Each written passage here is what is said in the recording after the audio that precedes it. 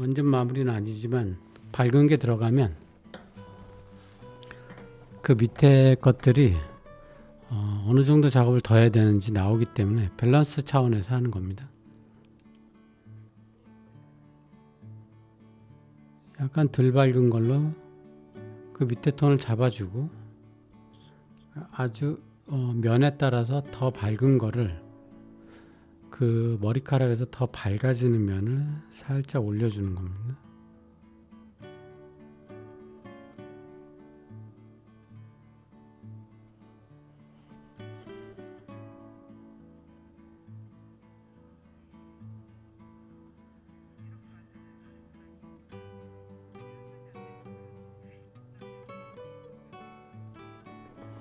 너무 한 번에 그리려고 애쓰지 말고 그 웨이브만 맞으면 여러 번에 걸쳐서 그리셔도 돼.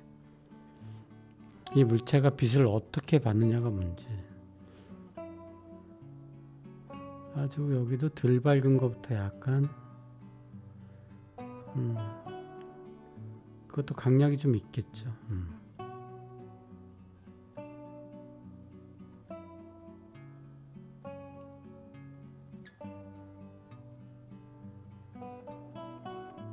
그리고 나서 더 밝은 곳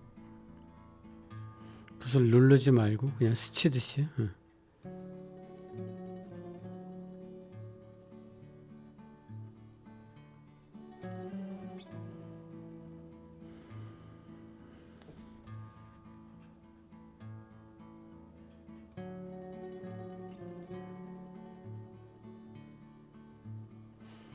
이런 부분은 나이프로 해결하셔도 됩니다. 나이프를 조금씩 섞어 쓰는 것도 그림에 재미를 주는데 도움이 됩니다. 나이프의 날 부분에 물감을 실어서 옆으로 이렇게 얹어주는 듯한 느낌으로 처리하시면 좋습니다. 날 부분에 지금 한 1mm 정도 나이프 물감이 실어져 있죠. 옆으로 밝은데 그 가장 하이라이트 부분에 지금 나이프 자국이 좀 보이죠.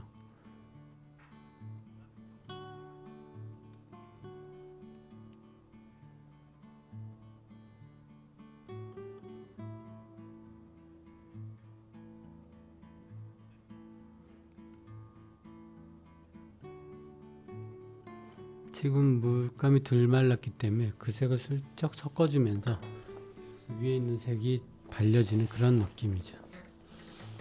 알라프리마의 어떤 장점이죠.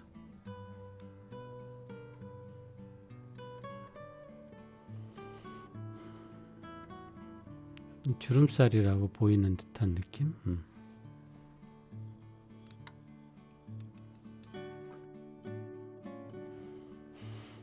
이런 굉장히 어두운 부분도 한 번에 어두워지지 말고 한 두세 번, 2번 정도 그 어둠 속에 약간의 실마리가 보이는 약간의 다른 빛,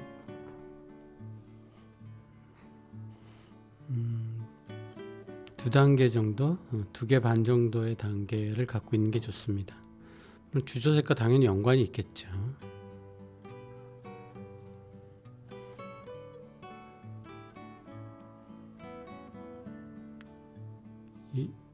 여기에 있는 색깔이 전부 이 물체나 인물에 반영이 되어 있기 때문에 상당히 중요하겠죠.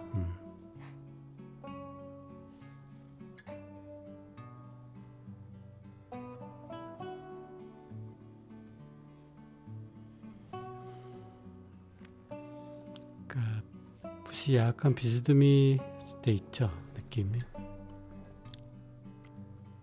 그래야 터치가 좀 더 풍부하게 나옵니다. 어차피 그 물체 있는 색이 배경이나 이런 쪽에 변주가 돼서 나오는 거죠. 지금 여기는 좀 비치죠. 그런 것들이 모여서 이제 그림을 재밌게 만들어 주는 거겠죠. 이런 데는 배경색이 좀 같이 먹어 들어가게 색이 좀 비치겠죠.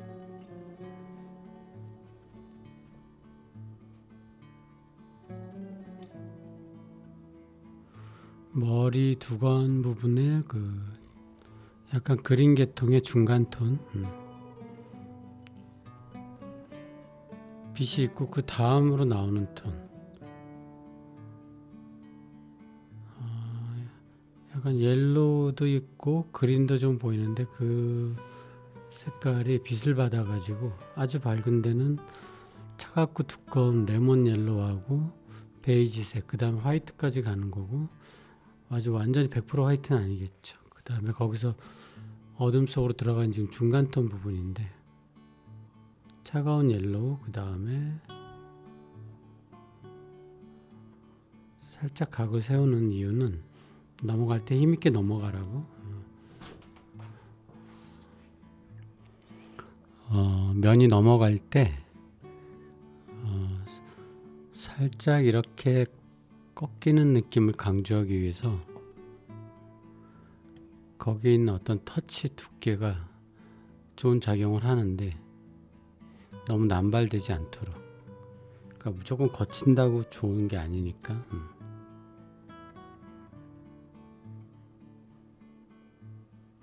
보통 UI 임파스토 기법이라고 하는 것에 대해서 그 질감을 너무 남발하는 경우가 되게 많은데 그 질감이 그냥 질감으로 끝나지 않도록 그걸 조심하시는 게 좋아요.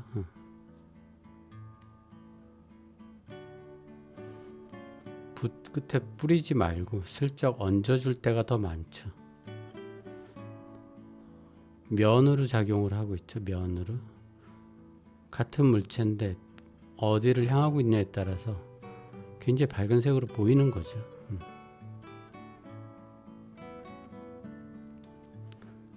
머리 두건하고 얼굴은, 그리고 머리카락 분명히 셋 다 다른 물체인데 공유하는 색깔도 있죠.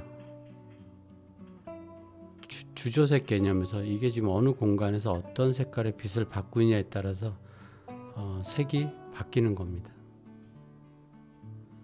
주로 좀 차갑고 밝고 두툼한 물감의 두께도 좀 두툼해지겠죠. 물감의 두께도 상당히 고려해야 될 문제죠. 그 머리 두건에서 이마로 내려오는 저 빛의 흐름들 잘 잡아주시고, 하이라이트는 항상 저렇게 연관성 있게.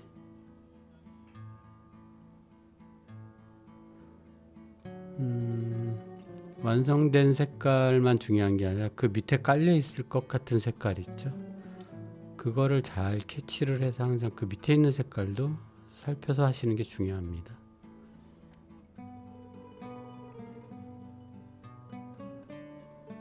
지금은 그림의 중간색을 이렇게 좀 작은 면을 이어주는 작업을 하고 있고요. 유화도 그렇고 모든 그림이 다 그렇지만 순서가 아주 중요합니다. 왔다 갔다 하면 당연히 탁해지고 중구난방이 되겠죠. 전체적으로 빨간색과 그 그린색의 보색 대비죠. 약간의 양념식으로 보라색이 들어가는 거고요. 사람 얼굴 그린다 생각하지 마시고 색의 조화나 면에 따른 색의 변화 이런 걸 배운다고 생각을 해야지, 이거 사람 얼굴인데 그럼 지식이 단편적이 돼서 다른 그림을 그릴 때 적용하기가 좀 힘들어질 수 있습니다. 인물화는 잘 그리는데 왜 정물화는 잘 못 그린다든지, 정물화는 잘하는데 풍경화 못한다든지 그런 일이 발생할 수도 있다는 거죠. 그냥 조형적으로 색과 형태, 면, 두께 뭐 이런 조형적인 걸로 환원시켜서 지식을 쌓아가는 게 좋다는 거예요. 지금은 밑에 있는 색이랑 좀 섞이겠죠. 이건 팔레트에서 만든 색도 있겠지만 여기 와서 섞이는 과정을 예상을 해서 칠하는 게 중요합니다. 그래야 좀 덜 탁하고요. 수채화도 마찬가지죠.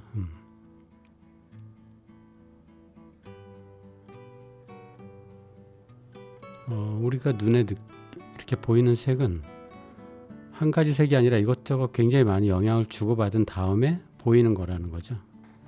그걸 어느 정도 추리를 해서 다시 조합을 하는 거죠, 여기서. 어느 정도 규칙은 있다는 거죠. 중구난방 막 변화무쌍 이게 아니라 어느 정도 규칙 안에서 움직인다는 거예요. 뭐 따뜻하고 차갑고 보색 대비, 한난 대비, 유사 대비 이런 식으로 이 면이 어디를 향하느냐, 빛에서 얼마나 가까우냐, 빛을 옆에서 위에서 떨어지느냐, 빛이 옆에서 떨어지느냐, 약간 비스듬히 오느냐, 그 옆에 뭐가 있느냐, 어느 공간에 있느냐, 이 물체가 따라서 다르다는 거예요. 이게 구상 작품이지만 추상이라고 생각하면서 부분을 처리할 때는 추상이라고 생각하고 한번 그려보세요. 입술, 눈, 코 이런 거 이쁘게 그리는 것도 중요하지만 색과 형태와 면의 어떤 조화, 조형적인 조화가 우선이고 그 다음에 이제 눈, 코, 입 뭐 이렇게 닮고 안 닮고 이런 게 중요한 거죠. 그림이기 때문에 너무 눈, 코, 입 이렇게 사물의 이름을 쫓아다니다 보면 멋스럽지지 않다는 거죠. 그림스럽지가 않다는 거예요. 그러니까 면이 정면이냐 왼쪽이냐 오른쪽이냐에 따라서 색이 달라지고 다른 면들하고 연관성 있게 움직인다는 거죠. 기본으로 어느 정도 맞춘 다음에 그 다음에 이제 개성이 나오는 거죠. 업을 시킬 것인가, 좀 차분히 가라앉힐 것인가. 막 그려놓고 그냥 개성이다 이게 아니고, 그럼 개성이 아니라 그건 틀린 거죠. 그냥.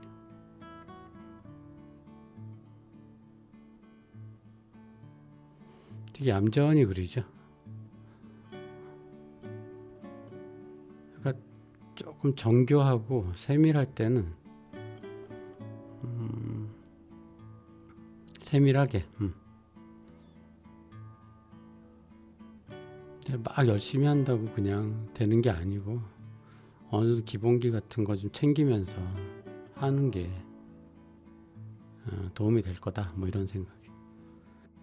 이거는 지금 밝은 면 안에서 작은 변화지만 조금 더 밝은 곳, 그걸 나타낸 거고요. 처음부터 너무 밝은 명암을 들어가는 게 아니라 아주 밝은 것에 그 다음 단계 정도로 들어가다가 그 안쪽으로 조금 더 밝게 해주시고,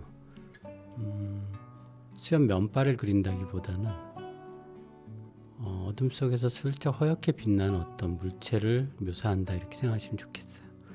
약간 수염의 이름보다 조형적인 접근이 좋다는 그런 얘기입니다.